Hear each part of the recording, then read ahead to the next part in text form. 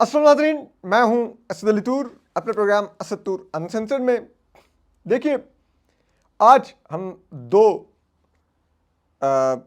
चीज़ों को डिस्कस करेंगे और ज़रा देखेंगे ये जो पाकिस्तान और भारत का जो तसादुम हुआ है, इसके अब नतीजे में जो नरेंद्र मोदी हैं भारत में, उनका मुस्तकबिल अब किस तरह से तय होगा, दुनिया उनका मुस्तकबिल किस तरह देखेगी।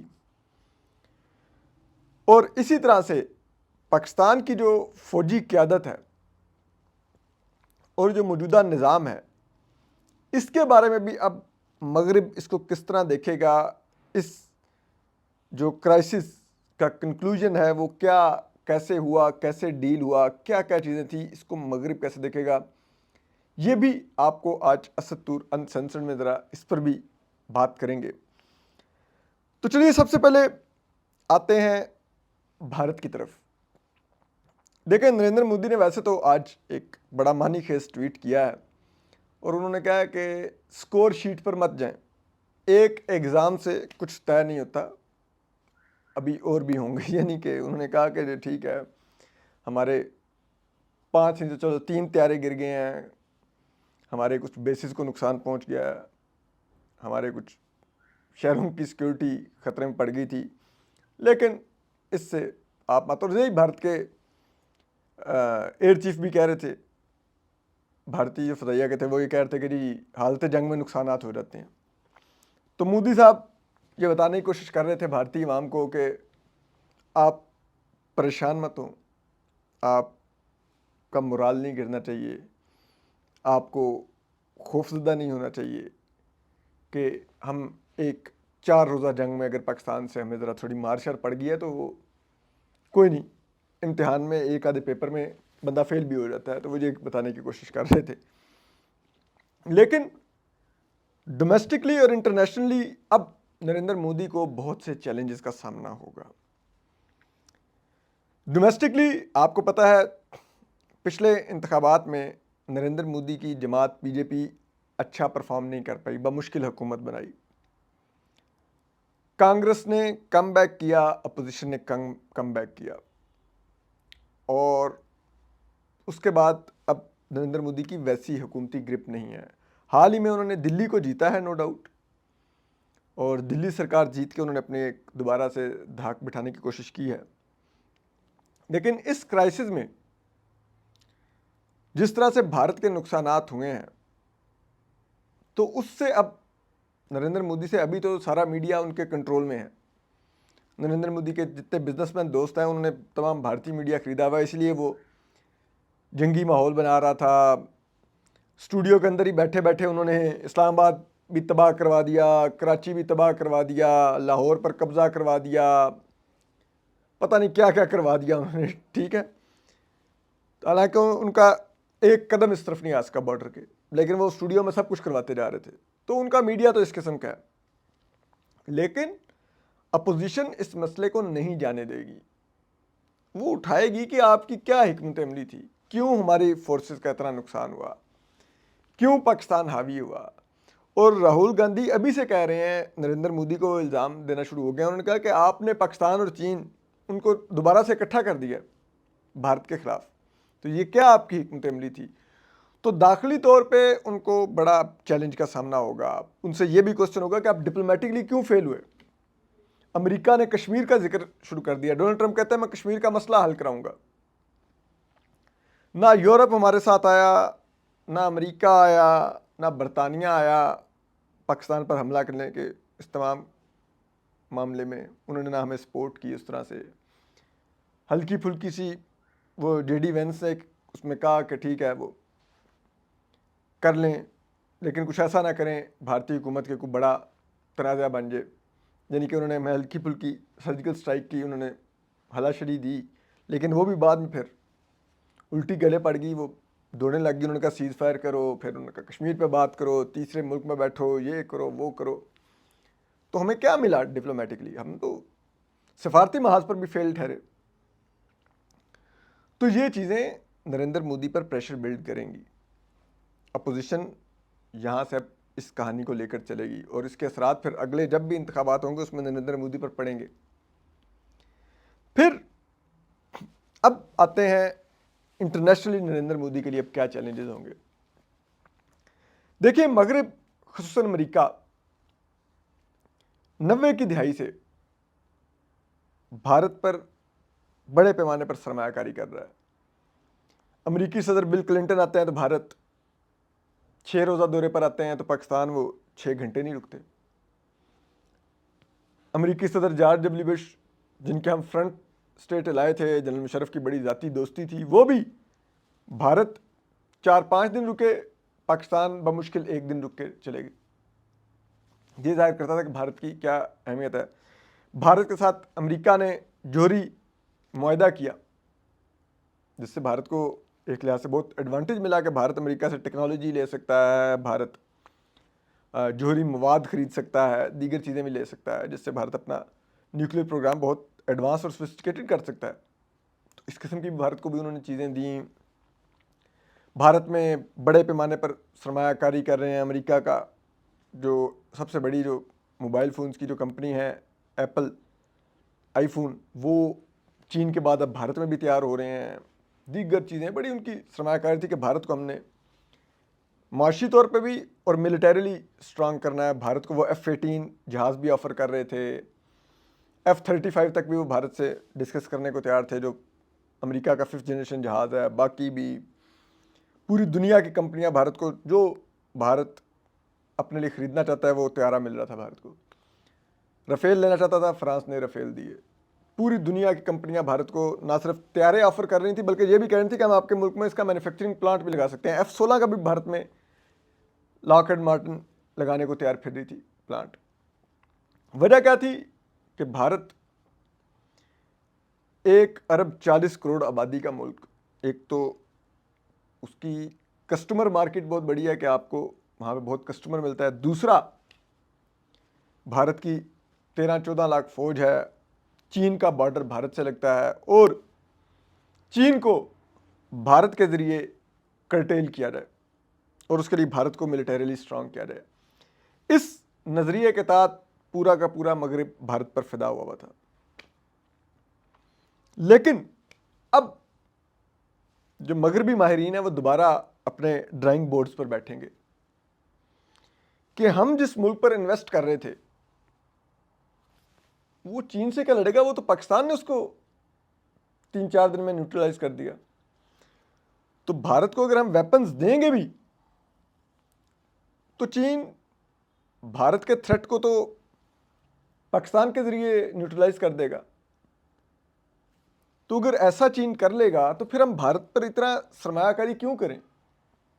वो सोचेगा मगरिब के, क्यों भारत पर हम इतना सरमाया लगाएं, इतना भारत को असला दें, इतना भारत को माशी मदद दें, कि अगर भारत जो हम भारत से तवक्को कर रहे हैं भारत वो डिलीवर ही नहीं कर सकता। वो चीन से क्या लड़ेगा, वो तो पाकिस्तान में उलझा रहेगा। तो जब वो ये देखेंगे तो फिर जाहिर बात है वो नए सिरे से सोचेंगे भारत के बारे में कि क्या हमें इतना भारत में इन्वेस्ट करना चाहिए, क्या अपने तमाम अंडे भारत की बास्केट में रख देने चाहिए। तो वो जब सोचेंगे और जब वो ये सोचेंगे तो फिर वो कहीं ना कहीं हाथ भी खींचेंगे कि भारत को असला ठीक है, उनको बेचने के लिए उनका क्या रहता है, भारत का $86 अरब का बजट है, वो कहेंगे ले लो जो खरीदना है। लेकिन क्या उस असले के साथ वो भारत को चीन के लिए तैयार करेंगे? अब मेरा ख्याल है कि अब वो उतना ज़्यादा तैयार नहीं करेंगे, क्योंकि अब उनको भारत की सलाहियत का अंदाज़ा हो गया कि भारत फौजी सलाहियतों में बहुत अभी भी कोई सफ़े अव्वल का मुल्क नहीं है, बहुत पीछे है, कम से कम पाकिस्तान से तो पीछे है। फिर माशी तौर पे भी वो देखेंगे कि चीन का जो माशी साइज़ है वो उनका जीडीपी भारत से 5 गुना बड़ा है और चीन बहुत बड़े पैमाने पर, जिसे कहते हैं, पूरी दुनिया में सरमायाकारी भी करता है, बिजनेस भी करता है, एक्सपोर्ट्स भी करता है। चीनी मसनूआत पूरी दुनिया की मार्केट्स भरी पड़ी हैं चीन की बनाई हुई चीज़ों से। तो चीन के लिए क्या भारत अल्टरनेट बन सकता है? नहीं बन सकता। फिर चीन के बारे में आज तक मगरिब अंदाज़ा ही नहीं लगा सका कि चीन कितना एडवांस हो चुका है। उसकी वजह यह है कि चीन बहुत ही सिक्रेटिव मुल्क है। वहाँ पर ना तो ट्विटर है, ना फेसबुक है, ना व्हाट्सएप है, ना कुछ है। कोई भी ऐसा मगरबी सॉफ्टवेयर या ऐप या सोशल मीडिया प्लेटफॉर्म चीनी नहीं यूज़ करते, जिस वजह से उनकी सर्वेलेंस तकरीबन नामुमकिन है। उनके अपने बनाए हुए सॉफ्टवेयर हैं, वो उनको यूज़ करते हैं, तो आपको अंदाज़ा ही नहीं होता कि चीन में चल रहा क्या। तो मगरिब को अंदाज़ा था कि चीन बहुत तेज़ी से तरक्की कर रहा है। फौजी महाज पर भी चीन बहुत ज़्यादा इन्वेस्ट कर रहा है, नए से नए हथियार बना रहा है, उनमें बहुत इन्वेस्ट कर रहा है। लेकिन उन हथियारों की कैपेबिलिटीज़ क्या मगरिब के हम पल्ला हैं, ये अब तक मगरिब को अंदाज़ा नहीं था।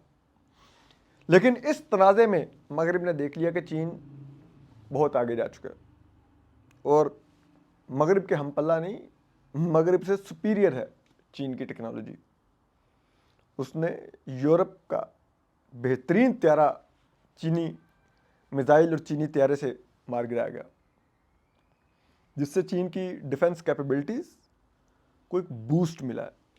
और अब चीन को अब सही लफ्ज़ों में अमेरिका के टक्कर की अब आप मान सकते हैं कि वो ताकत बन के उभरा है। मिलिटरीली भी, माशी तौर पर तो आगे भी वो था। तो ये चीज़ खित्ते का तवाज़ुन तब्दील करेगी। जो मिडल ईस्ट के ममालिक हैं या अफ्रीकन ममालिक हैं या इवन के एशियन और सेंट्रल एशियन ममालिक हैं, वो अब चीन की तरफ देखेंगे कि हम चीन से क्यों ना टेक्नोलॉजी लें। जो यूरोपियन राफेल, जो तकरीबन 29 करोड़ डॉलर का एक जहाज़ है, चीन का 4 करोड़ डॉलर का J-10C क्यों ना लें, कॉस्ट इफेक्टिव भी है और अब बैटल प्रूवन जहाज़ है कि वो कैसा परफॉर्म करता है, तो उसको क्यों ना आजमाएं। तो ये वो चीज़ें हैं जो चीन को बहुत अब मददगार देंगी, लेकिन एट द सेम टाइम यही चीज़ अब पाकिस्तान के लिए ख़तरात भी लाएगी। अगर मगरिब ने पाकिस्तान को इस नज़र से देखना शुरू कर दिया कि पाकिस्तान चीन की अब प्रॉक्सी है इस रीजन में, तो फिर हमारे लिए मुश्किलात बढ़ जाएंगी। अब मगरिब पाकिस्तान की देखेगा कि फ़ौजी क़यादत किस तरह से बिहेव कर रही है, तो वो बड़ा इस चीज़ को असेस करेंगे। क्योंकि पिछले कुछ सालों में पाकिस्तान और चीन के ताल्लुकात में काफ़ी हद तक सर्दमोहरी आ गई थी। उसकी 2-3 वजूहात थी। एक तो चीन की जहाँ पर पावर प्लांट्स भी थे, उनके जो पेमेंट्स थी वो पाकिस्तान नहीं कर पा रहा था। सीपेक की जो सरमायाकारी के तहत जो उनका सरमाया बनता था वो भी पाकिस्तान वापस नहीं कर पा रहा था, क्योंकि IMF की शरायत में था कि आप हमसे कर्जा लेके चीन को अदायगियाँ नहीं करेंगे। तो पाकिस्तान चीन से हर चीज़ के ऊपर रोल ओवर करवाता जा रहा था कि आप ये भी अगले साल पे तमाम जो पेमेंट्स हैं कर दें, अगले साल फिर हम करते थे, उससे अगले साल पे करते। तो चीनी फ्रस्ट्रेट हो रहे थे कि यार ये क्या कर रहे हैं। इसी तरह से जो सीपेक के प्रोजेक्ट्स पे और दीगर प्रोजेक्ट्स पे काम करने वाले जो चीनी यहाँ पर लोग थे, उनको बलूचिस्तान में टारगेट किया गया, उनको कराची में टारगेट किया गया, उनको KP में टारगेट किया गया।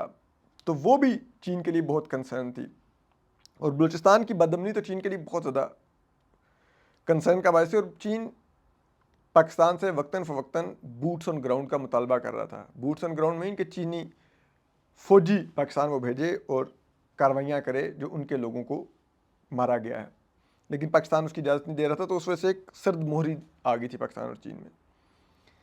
लेकिन इस तमाम वाक़े में पाकिस्तान और चीन में दोबारा से गर्मजोशी आई है। चीन की वजारत ख़ारजा ने भी खुल के पाकिस्तान का साथ दिया। उन्होंने कहा कि हम पाकिस्तान की दिफाई ज़रूरियात को समझते हैं और पाकिस्तान की जो सरहदों की सालमियत है, हम उसको सपोर्ट करते हैं पाकिस्तान को। और फिर उन्होंने PL-15 देकर साबित भी किया कि चीन इज़ हियर। तो अब अगर मगरिब ये देखेगा, अगर आपको याद हो कि सीपेक की दफ़ा भी फिर IMF के ज़रिए मगरिब ने हमारी बाजू में रोड़ी थी कि आप ये इतना पैसा ले जा रहे हैं चीन से, ये वापस कैसे करेंगे, इन प्रोजेक्ट्स की स्क्रूटनी दें, ये टेंडर्स कैसे किए हैं, इनमें शफाफियत है कि नहीं, पाकिस्तान को इसमें कितना बेनिफिट है, वगैरह वगैरह करके उन्होंने ऑलमोस्ट सीपैक की जितना हो चुका था हो गया था, उसके बाद फिर आगे नहीं चल सका। इसलिए तो इमरान खान साहब और जनरल बाजवा के दौर में सीपैक तकरीबन रुक गया था। क्यों? क्योंकि मगरिब ने उसकी स्क्रूटनी शुरू कर दी थी कि ये कॉन्ट्रैक्ट हमें दिखाएं, क्या है, कितने सूद पर कर्ज लिया है, कैसे अदायगी करेंगे, वगैरह वगैरह सब कुछ वो कर रहे थे हमारे साथ। तो अब अगर मगरिब ने वैसी ही स्क्रूटनी अब पाकिस्तान और चीन के दिफाई ताल्लुकात की शुरू कर दी कि आप चीन से किस किस्म की टेक्नोलॉजी ले रहे हैं, किस किस्म की कैपेबिलिटीज़ एक्वायर कर रहे हैं, क्या वो सिर्फ इंडिया सेंटरिंग है कि आप चीन के वो इत्तेहादी बन रहे हैं जो मगरिब को भी चैलेंज करेगा, तो फिर आप हमसे कर्ज क्यों ले रहे हैं, आप तजारत क्यों मांगते हैं, आप जिसे कहते हैं वो मैन पावर क्यों हमें भेजना चाहते हैं। तो फिर वो अगर उस किस्म की चीज़ों पर आ गया और उन्होंने हमारी आर्म ट्विस्टिंग शुरू कर दी तो ये पाकिस्तान के लिए बहुत बड़ा चैलेंज हो जाएगा। और जब वो ये करेंगे तो ज़ाहिर बात है पाकिस्तान में ये हुकूमत फार्म 47 की लास्टिक की शलवारें पहन के बैठी हुई है ना। असल उनको भी पता है कि जो ताकत का मरकज़ है पाकिस्तान में, सेंटर ऑफ ग्रेविटी जो है वो रावलपिंडी है। तो फिर वो रावलपिंडी में बैठी हुई जो क़यादत है उसको भी इसी नज़र से देखेंगे कि क्या ये हैं जो वो सब कुछ कर रहे हैं। अब उसमें फिर बड़ी ट्रिकी सिचुएशन होगी। अगर तो रावलपिंडी की क़यादत कोई लेवरेज मगरिब को ऑफ़र करती है, अमेरिका को वगैरह को, क्योंकि हम जैसे भी हों, हम पाकिस्तान की एक पॉलिसी है और ये बड़ी सोची समझी है कि हम किसी कैंप में नहीं जाना चाहते। हम जब मगरिबी दबाव होता है तो हम मगरिबी दबाव को पुश बैक के लिए हम चीनी कैंप की तरफ ज़रूर जाते हैं कि अगर ठीक है अगर आप नहीं है तो फिर हम चीन के साथ चले जाएंगे। और जब चीनी दबाव होता है तब भी हम मगरिबी कैंप का रुख करते हैं और चीन को भी दिखाते हैं कि हम फिर मगरिब की तरफ चले जाते हैं। तो इस सब में अब पाकिस्तान के लिए बड़ा वो वक्त जिसे कहते हैं ना करीब आता जा रहा है जहाँ पाकिस्तान को भी अब कैंप चूज़ करना पड़ेगा। तो क्या मगरिब वो चीज़ टॉलरेट करेगा या उस तरफ बात जाने देगा, या वो ऐसी आर्म ट्विस्टिंग करेगा कि ये जो कोऑपरेशन है पाकिस्तान का डिफेंस कोऑपरेशन जिसकी वजह से भारत को इस 4 रोज़ा जंग में बड़ा हज़मियत का सामना करना पड़ा, वो इसको होने देगा। तो उसमें जहाँ हमारी फ़ौज के इदारे और क़यादत के लिए एक लिहाज से वाक़े भी हैं कि वो इसको किस तरह से मगरिब को प्रोजेक्ट करते हैं कि हम कैसे चीज़ें चलाना चाहते हैं और कैसे आपसे डील करना चाहते हैं और आपके कैंप में रहना चाहते हैं कि नहीं। तो अगर वो इस किस्म की चीज़ों की तरफ जाएंगे तो फिर ज़ाहिर बात है उनको पाकिस्तान की दाखिली सियासत के ऊपर भी ज़्यादा कंट्रोल ग्रिप चाहिए होगी। तो उस सूरत में आप देख सकते हैं कि हो सकता है जबर का लेवल बढ़े,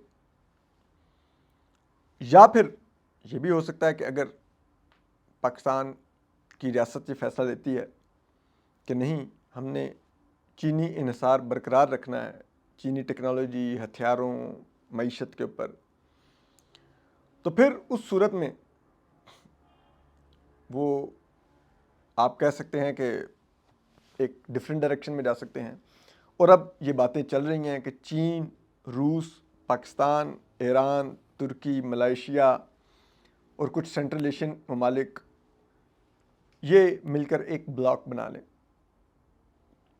और भारत जो पिछले कुछ अरसे में इस खित्ते में एक बुली के तौर पर उभरा है,